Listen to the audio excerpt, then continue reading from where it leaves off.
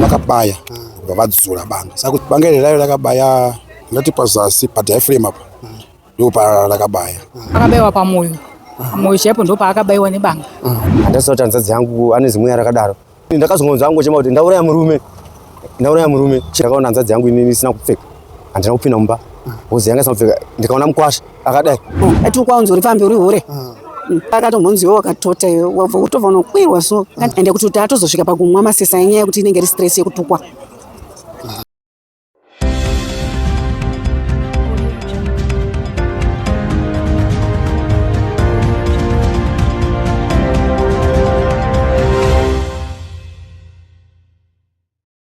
Yes, atichisangana zvakare muri yeZimbabwe apa Horizon Trends apa tinokupai nyaya dzinenge dzichipisa all around Zimbabwe naika kutaura kuno kwandiri kuita tiri ku Highfield ku Western Triangle kunozikanwa nekuti kuCherima kwaitika chitiko chinorwadza nekusuwisa apo murume anozikanwa nezita rekuti Noresi Nyamukusi anga achigara nemukadzi wake Yona Mazenge abayiwa nebanga akafira panzvimbo. Zvinhu zvinorwadza muri yeZimbabwe. Vaviri ava vese vange vaine makore 45 ekuberekwa vaine zvakare vana vatatu.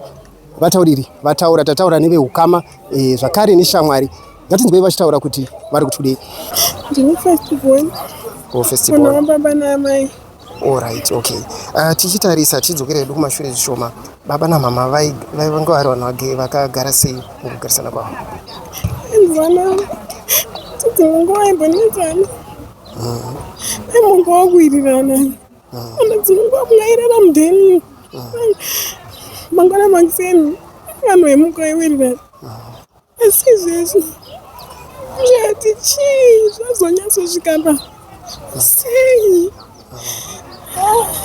Chingava chii chakonzeresa kuti mama azosvika pakubaya mama? Tizivi handishani kuziva. Ndingaziva kuti baba namai izvo zvanoita mundezvavo handingakwanisa kuzviziva zvinhu zvavanonetsera kuti ndibvunze ndiri mwana. Pamwe wandogona kuudzwa zvisiri izvo kuti waone kundivhara inini asi zvakaoma. Domestic violence chinhu chakashata. Kana masvika pakurwa siyanai nazvo zvinenge zvaramba. Ngavasiyane nazvo. Ndoda kuzozviona izvezvi kuti isusu vechidiki tikagonisana nemumba diki chaipo takutosiya asi vakura ava vanenge vachiti ndikushingirira vana vangu. Unovashingirira sei kana kuzosvika pakuti umwe munhu anofa kana zvaramba? Siyanai nazvo zvinenge zvaramba. Hapana chakungochishingirira. Zvinorwadza shandi. So tichitarisa chitiko ichi wakazozvinzwa zvarini kuti ndo zvaitika kumba izvo? Musi wacho pazvakaitika. All right. Muchigara kure zvakadini nepanapa? Hapazi kure zvekudaro munhu acho padhuze. All right. Akazoya achinhanya munokera dhoo. Uya kumba ndikati kwakanaka here kunonokera ngwadzini. Zvikanzi chingobuda nezvaukapfeka ndikati kwakanaka here ndikakuti maybe pamwe ndisisongachese madhako kuti vanombobuda neni vachifanana. Wakazonditi tsvaga mota wachifambirika. Vakati uya zvinomira zvakanaka. Ndikaona toziva kuti ndimona ndiri kuti akunetsana kuti zvamazoite kuya kuzovabatsira. Kusvika ndikuya. Zvinorwadza tine urombo mama, tine urombo. But kuti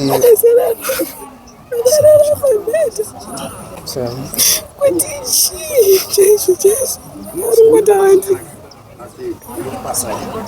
mama aringotedzera shati tsvagamota kuti mama moto irikuya asi chii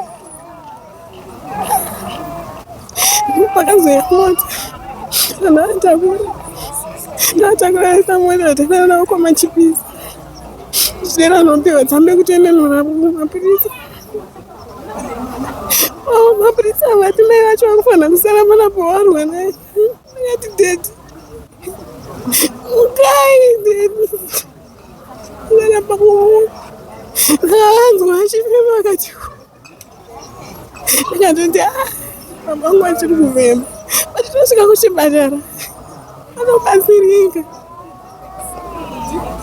Svika kuchipatara kwacho vakabuda nesi vechienda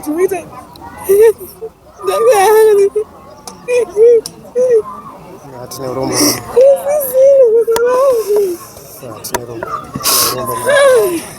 Ndakatoswera ndini hanzvadzi yangu tichitomwa masesi tichitofara. Ndikamuoneka inini kumapasi 9 manheru ndikati inini mangwana ndikumukira kubasa. Handaziva kuti hanzvadzi yangu ane zimwe yarakadaro. Ndakatozongomutswawo usiku kuma 11 kunzi mukai muone. Ndakaona hanzvadzi yangu inini isina kupfeka. Handina kupinda mumba. Hozi yanga isina kupfeka. Ndikaona mukwasha akadai. Ndaifundzwa majokes sezvo vanhu vanga vagara vachiita noizi dzavo. Ndakazongonzwa hangu chema kuti ndauraya murume. Akanga akavata pamubhedha akadzikisa makumbo pasi kudai. Handazozvitarisa bhozi hanzvadzi yangu yanga isina kupfeka. Achitochema kuti ndauraya murume. Bhozi polisi yakazenge yauya. Iye ari kuti achirova murume ari kuti hanzi akadonha but polisi payakazouya yakazotsvaga pane banga. Polisi ndiyo yakazodisika vachibanga. Siwo pakapara mhosva ndipo pakatorwa nemapurisa. Ndinonzi Tinashe Masenge. Ndiri muzukuru wa tete anova Yona ende murume wake mukwasha wangu. Ndingati chekutanga pavaira ndaramo yavo yanga iri pakutanga yanga yakanaka asi vaigara vari vemafights vairwa even kana kubasa kwavaisenza kunova kuGulf Complex ndiko kwavaisenza vaigara vachirwa munhu aitogona kuvabata panhau dzavo dzese dzindini ende pane vabata pacho ndairandoza nditi aiwa anofanira kuita sei kudaro asi vaira ava vakatombogara vega kuchitungizo pose pakapotsa parikidiki vaurayana futi vari kuchitungiza ndikakwira ndikaendako ndikanonunura nhau yacho ipi iwo ndikati aiwa imimi manje mugara muchirwa isusu tinodzidzei isi tiri vana asi ndinotenda kuti mukwasha wangu inini anga ari munhu wekuti aimwa doro aidhakwa aidi asi pakazenge akunoseya doro akanga akunditeerera achiti tsana tinofarira maitiro enyu amunoita ende inini mukwasha wangu takanga tisina kana kupoka ndati ndainyanga tikatukana asi aizondidedza toyanana totaura zvakanaka tonoti baba dai madai asi nechiitiko chakaitika chendakarwa ndikurwadziwa chekuti pano nekuti mukwasha wangu zuva iroro racho razotairoka ndakatosvika nditonai kubasa kwatinosenza kuGulf akatonditi tsando inini ndakutosvitsa 45 years ndikuda kuenda kumusha musi wa9 apa ndienda tosvitsa 45 years ndokwanda kunopembera makore angu kumusha inini nditori mubuja ndinopembera makore angu ikoko ndikati tsando inini ndikatoita mari ndokona kuti inoona nemi chinofara but handina kuziva kuti ndozuva rekupedzisira kutaura nemukwasha wangu. Pavaigara kuchitungiza vainetsana nenyaya yemari. Murume ipapo ndopaita zvekugocha chibage chake ari kuMount Pleasant UZ. Saka vaigara vachinetsana nenyaya dzemari.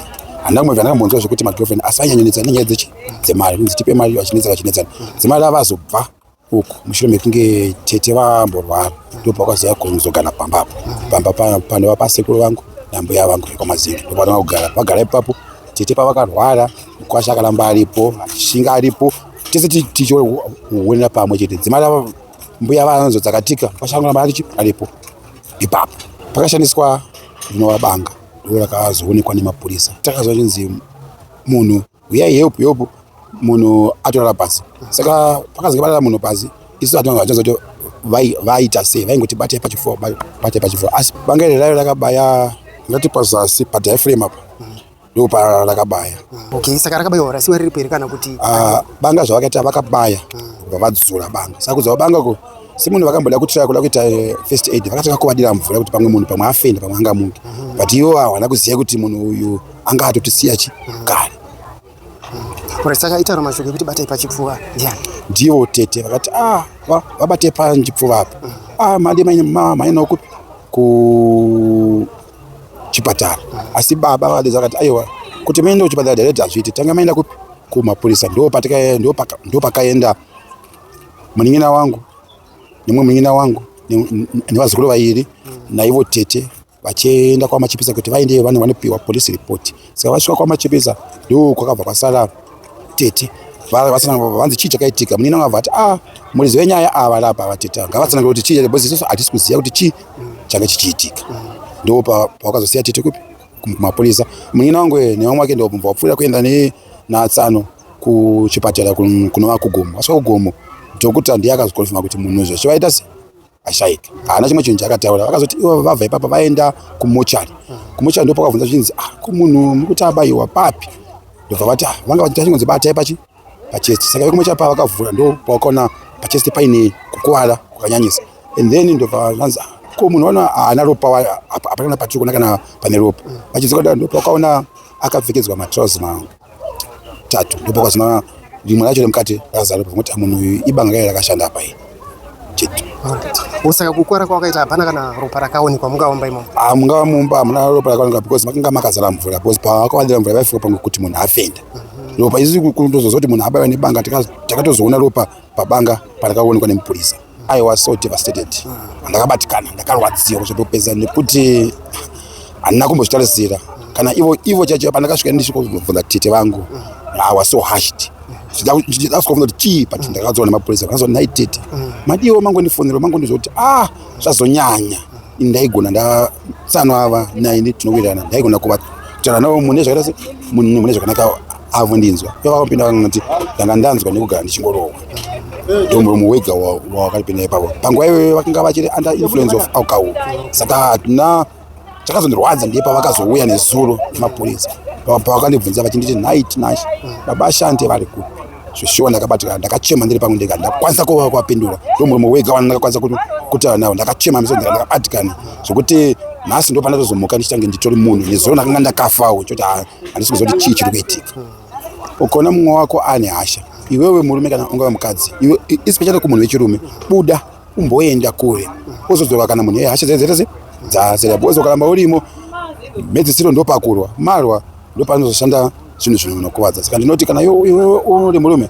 try by all means kubvawo kusuduka panzvimbo kana kunyarara bosi kunyarara kunotibatsira pazvinhu zvese yona ndisisi wangu noresti ndibanguru wangu murume wavo paimwadoroka aiwa aituka chero imimi chai muri kundiindavhia vaiti akakutukai kuchipisa mainorifuga kumbezi waituka ende hamuna munhu wanga asikakana mata naye munhu asinobvira akanetsana naye ndini nokuti ndaimudza kuti nzokunetsana newe nandiribo kana chitokuona uri baba wangu uri shamwari yangu uri murume saka wafanira kundituka pandakanganisa nditori mwana wako futi pandakanganisa unoita se unondidzora asi kwete kuti ungomusvikira zvekuti hiki aiwa maitutana zvimwe zvandiri kutondera zvavaimboti sisi venyu zvavaiti andatuka zvavirwadza zvingava zvipi chaizvo pane pamwe paakatombonziwo wakatota wabva kutobva unokwirwa so ngati nini inandiita izvozvo ende zveshuwa iye ndinomurerera zvekuita zvechipfambi hazvino mari ende kuti atozosvika pakumwa masesa enyaya yekuti inenge iri stress yekutukwa haikona zvekuti angati no atukwa unzi uri pfambi uri hure munongoziva ndezvemurume ndezvemumba zvemudzimba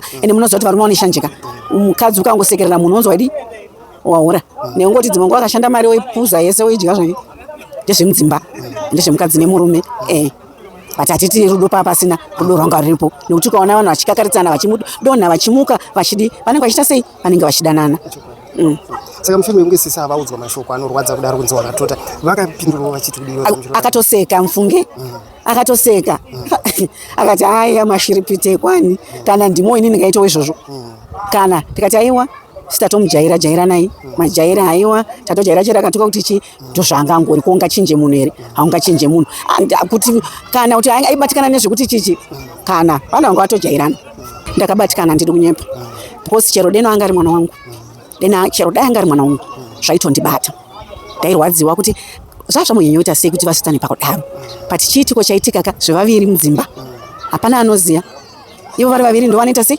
vanoziva kuti zvazvamunyenyoita sei kuti vakakaritsane vadidi vasvike pakubatirana maweponi varume learn to respect vakadzi venyu varume musaite matare nehama dzenyu musingainkludhe mukadzi wako because chinhu chinokosha panyika pfuma huru even baba chipanga vakaimba vakati pfuma huru panyika kuva nemudzimai kana wava nemudzimai wagarika zvino kana uchiti mukadzi wako akarehwa uko kana kuti ukadi ukatosvika wotodira saundi hamuna zvamunoita munogara muchingomarana munogara muchirovana chinhu chakakosha kudanana ende chinhu chakakosha kutya Mwari soko romva rataura kuti kutya Mwari ndo uchenjeri huzhinji ukatya Mwari hauite zvinhu zvisina basa ukava nerudo the word of God in you handifunga kuti unobatikana nezvinhu zvakafanana nemunhu akanituka kuti urimbwa ndinotomudza kuti iwe uri muswe wacho kana kuti ukanituka kuti iwe uri muroi ndokuudza kuti ndiwe wega wangu wasingaziziva ndiri muroi but nyika yese inotoziva ndiri muroi saka ndine urombo nemashoko auri kutaura nekuti ndinenge ndane rudo rwaMwari mandiri ndinongoona kuti munhu zvaari kutaura hazvina zvazvinondipa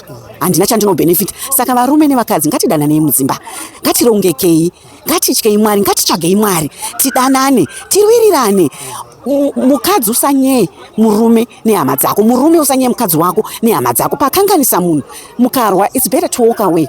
Kana wahasha dzadzikira wodzoka ende mubedroom amutongwe nyaya kuti matadzana namoti anzi katonga nemubedroom. No, story nani kutobuda motofamba moenda mukurukura nyaya dzenyu monzwisisana ikoko. Kana kuti kana zvichinge zvanetsa, it's better kutsvaga anyone ari kufamba murodhi asingakuzivi, because munhu yeye anenge ari neutral, ari kuteerera nyaya yenyu, haatarise munhu but ari kutarisa nyaya. Zvichida ine ndikanesana nemurume wangu ndikanoudza sisi wangu vachandirerera. Murume wangu akanesana neni achaudza hama yake inongoteerera iyi anenge achingoti ndiri wrong. Asi munhu anofamba murodhi anenge ari neutral, anotonyatsogadzirisisa nyaya zvakanaka ende hana idza.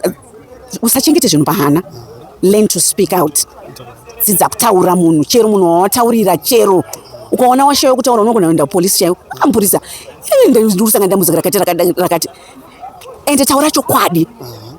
Usazvinatse pauri wrong, taura nyaya yako unowana kubatsirika. Ukashaya mupurisa, mafundisi chaiwo ariko anobatsira, vakatrainwa kuti gadzirisa mwoyo yedu.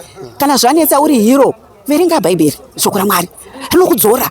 Riverenge uone miedzo yakasangana nevamwe mukati mebhaibheri, unoti yangu midiki. Kana zvanetsesesa, aiwa siyanai, umwe kwake ogara kwake, vanhu vozviitira, murarama, mhuri dzenyu dzorarama. Poshaya mhosva pakati penyu, poshaya anoti uya handimuteerere nokuti akadai, uya handimutengere chakati nokuti akandidai. No, raramai musina mhosva mukati mewanano dzenyu. Semunhu asungwa nhasi, mangwana ndinoenda kunomuona kuti hazvichinje. Mwana wamai vangu hazvichinje. Rudo rwangu pakati pake neni harufera wakapera, nokuti chiitiko ichi chaigona kuitika kwandiri. Hakuna anoti nandi pane mhosva inowanika, nokuti handisi munhu haazi muti, munhu haazi dongi, munhu anofunga zvinotoitika. Saka handingasiye mwana wamai vangu nokuti apana mhosva, handingamuraseba. Aiwa, ndinotomuda nezvaakaita izvo, zvinotomuda because Mwari vaiona. Soko ravo rinotaura kuti I do not sleep or slumber. Ndinoona zvichiitika, saka Mwari vaizviona, handingambomurasi. Tinoziva zvikuru kuri kunzi kuvaona. Mashoko amungadi kuvaudza nechiitiko chazoitika angave api kuti zvisarambe zvichiitika mangwana? Ndinomuudza kuti chekutanga mukoma chawagona kubvuma mhosva yako. Seek forgiveness to the Almighty, kuna Mwari. Mwari ndokumbira uregerero, ndakakanganisa. Iwewe semunhu, learn to control your anger. Buda. Varume ava tinodzinyirirwa mudzimba upati buda. Pamwe pacho kungosekerera. Ini munhu akandiona ndichifamba murodhi umwe haatomboziva kuti ndambotukwa, ndotosekerera. Sekerera, fara. Buda unotsvaga kumwe kweugara. Pamunozodzoka pamunoonana, mune makufarirana. Ndomasoko andinomuudza, ndokumudza kuti aiwa mwana wamai vangu, learn to control your anger. Zvinoitika mudzimba, zvinowanika. Asi chiitiko chakadai kana chakuwira tiza, hasizokororwe futi.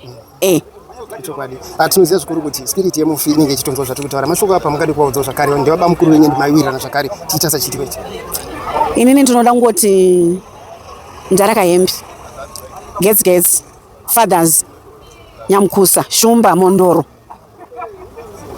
Hazviroti kukwadzana kwamakaita mukaurayiwa, hazviroti tanga tisingakudei.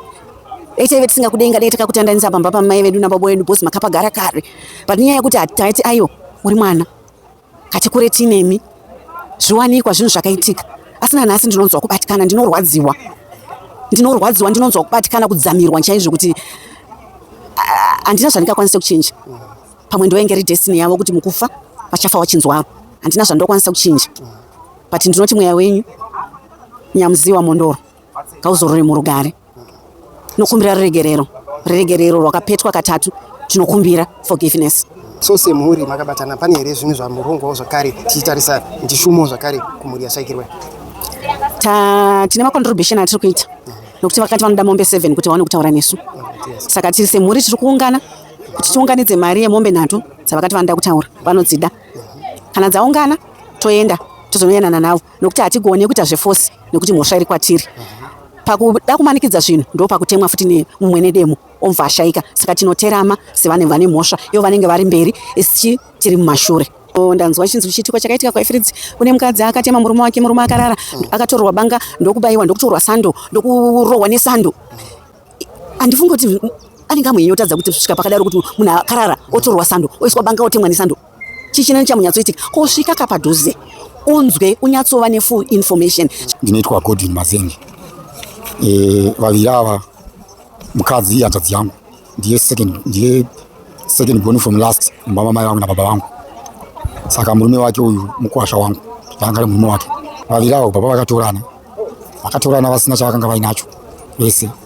Vakatanga kushanda, wavo vachishanda, mukadzi aishanda basa rake zvakanaka chose, akabatsira mhuri yemurume wake kumurume wake mune zvakawanda chaizvo, achibatsira murume wake pane zvakawanda. But mukubatsirana imomo still vaingogara vari vanhu vaingoita bongozozo pakati pavo vari vaviri. Ivo vamwe vainyanya kuvatsiura zvakanyanyisisa.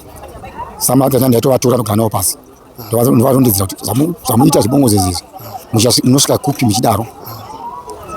Saka zvichidaro kunyanya murume akanga ndiye munhu ainyanya kuita hasha nekutukirira apa achigara pamba especially pakutukirira vakati zvarapa aiwa akanga ine chipo chekutuka zvacho.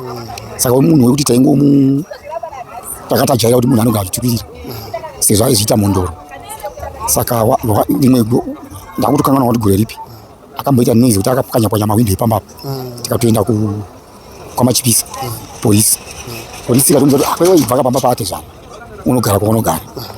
Ini handakwanisa kupikisana naye, ndakaunza ndikati tsano chandinoda ndechekuda kuona mawindo angu agadzira.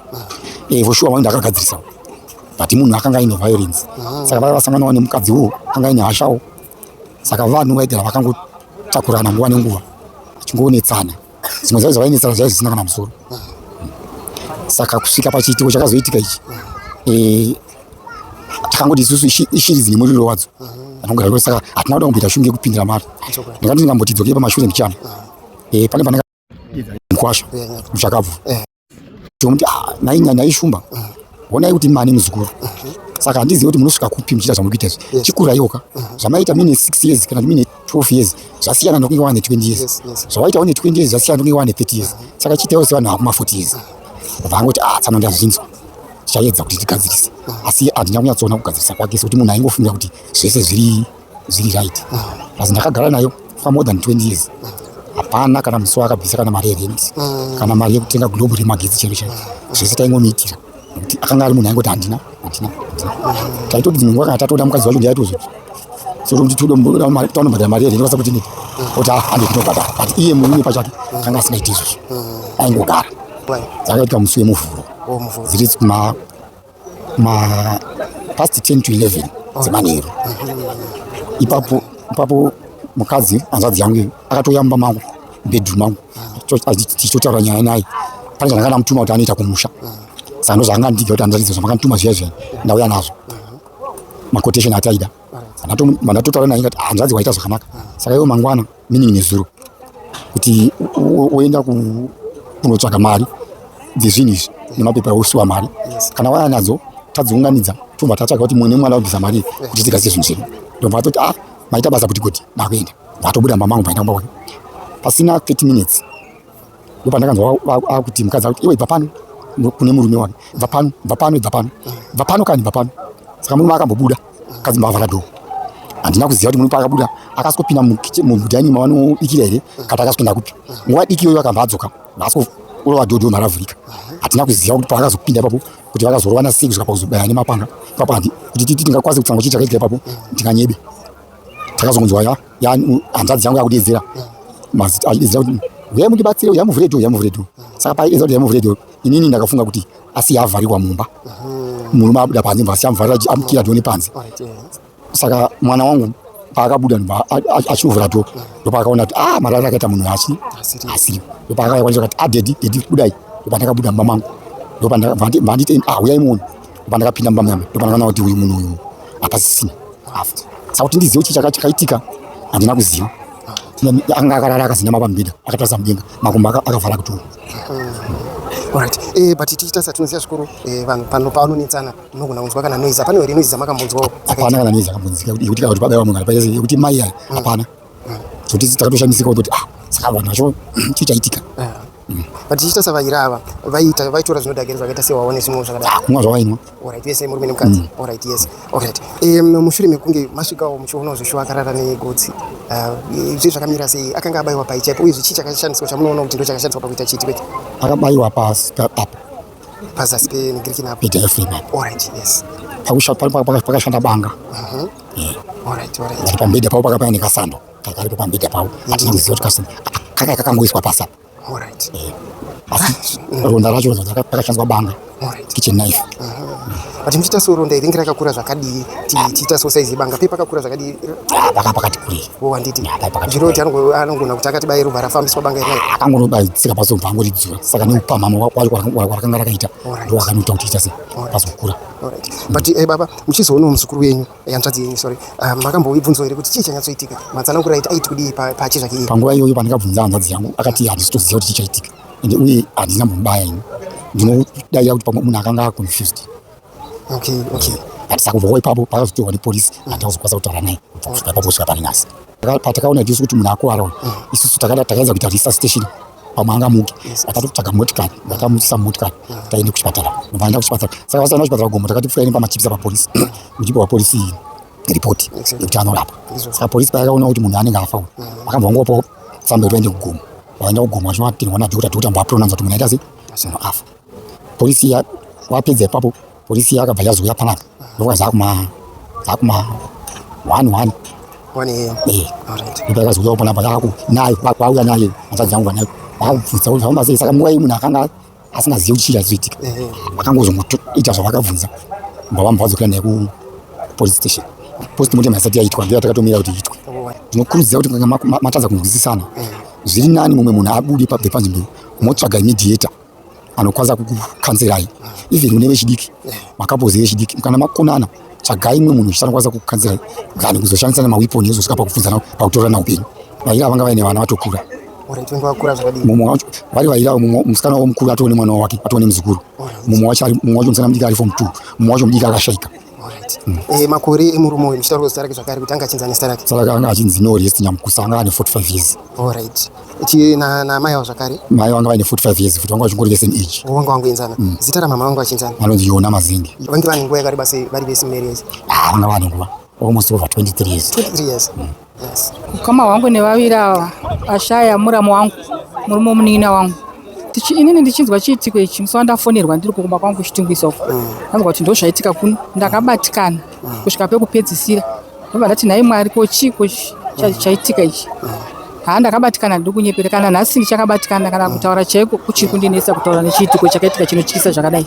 Ini yambiro yandinopa mukati memadomestic violence ndeyekuti vanhu kana tanetsana kunyarara chinhu chikuru kana wanomwe wako akwidza izwi kubuda kuri nani umbonozorora wozoyadi hasha dzake dzaserera uye kubatirana mawiponi chinhu chakashata hauzoziva paunorova unongochiti tiri kurwa asi ucharova pakashata kusvika mwe wako adini ashaya. Saka chandinonyanya kukurudzira choti aiwa mawiponi kurwa hakuna kunaka kurwa kwakaipa vanhu wiriranai kana matadza kuwirirana mwe ngaambobuda wozodzoka hasha dzaserera. Tichitarisa pakabayiwa muramu wangu akabayiwa pamwoyo mwoyo chaipo ndo paakabayiwa nebanga asi pawakaenda naye kwachiremba vakanotaura kuti munhu arasikirwa neropa rakawanda ndosaka abva akusiyai. Alright. But muchibvunzawo tinoziva zvikuru pane vamwe vanenge varipo havana kutaurawo here kuti chii kazhinji panenge pashaya munhu kudai so aiwa panotaurika kunzi aiwa no vanhu vakanetsana zvakati zvakati hapana here zvimwe zvamanzwa pazviri kutaurika panama apa kuti nekuti pafiwa zvamuna pafiwa panotaurwa zvakawanda zvakasiyana siyana vamwe vanotaura nepasiripo pavanenge asina kusvika panzvimbo achiona zvanga zvichiitika zvesho vanhu vanotaura zvakasiyana siyana. Munhu ngaadzizotaura chokwadi chaaona panzvimbo chichiitika kwete kutaura nepasiripo. But tichitarisa mama tarwadziwa nechiitiko ichi muri yese yeZimbabwe iri kurwadziwa ndizvozvo chii chakashandiswa pakuita chiitiko ichi chamuri kunzwa chiri kutaurika kuti pamushure mekunge akabayiwa nechii chaicho? ini sematauriro achiri kuita kana matauriro ari kuita iyi akuti ibanga ravanga akabata ndo rakanobaya murume. Uranga akabata vatauriri vataurawo zvakare kuti paonekwa sando zvesando izvi kunyepa hapana sando yakawanikwa asi banga ndo rakatorwa mapurisa ravakawana kumba uku zvesando kwakuwedzera kwevanhu kuti vanhu kana taakutaura tinotaura nepasiripo pasina kuitika. Mashoko enyu mama tichitarisa pamazvinzwa nemwoyo kundonzi hama yenyu yashaya nenzira dzakadaro mafira sei? Ndadzamirwa kudzamirwa chaiko chaiko kana nhasi zvikundirwadza kuti chokwadi muramu wangu atoenda here neshuwa zvinhu zvatosangana nazvo mukati mekurarama asi ndiri kurwadziwa ndiri kumbokunyepera. Zvinorodza mama mashoko enyu opedzisira kumhuri yeZimbabwe yakateerera panguva ineyi angave api mama?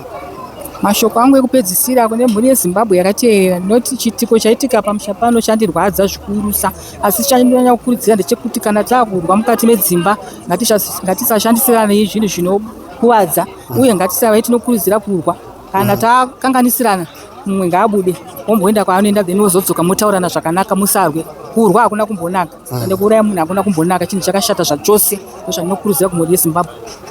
Tinotenda mama nemashoko enyu. Mushure meongororo netsvakiridzo tiri kuona zvikuru kuti maissues edomestic violence anyanya zvekuti zviri kuzosvitsa vanhu pakadai so. Tinozokurudzirawo kuti kana paine chinenge chanetsa, aiwa onaiwo kana angava pasta kana mumwe munhu wechitatu ingava shamwari ekuti anokwanisa kukuyananisai. Aiwa uye mucommunity section mupo pfungwa dzenyu kuti todii nemacases edomestic violence ari kuramba achiwedzera. Musakanganwa zvakare kulike, moshare and subscribe to What Dream Trends so that whenever we post the latest news automatically you'll be updated. We love you so much. See you next time.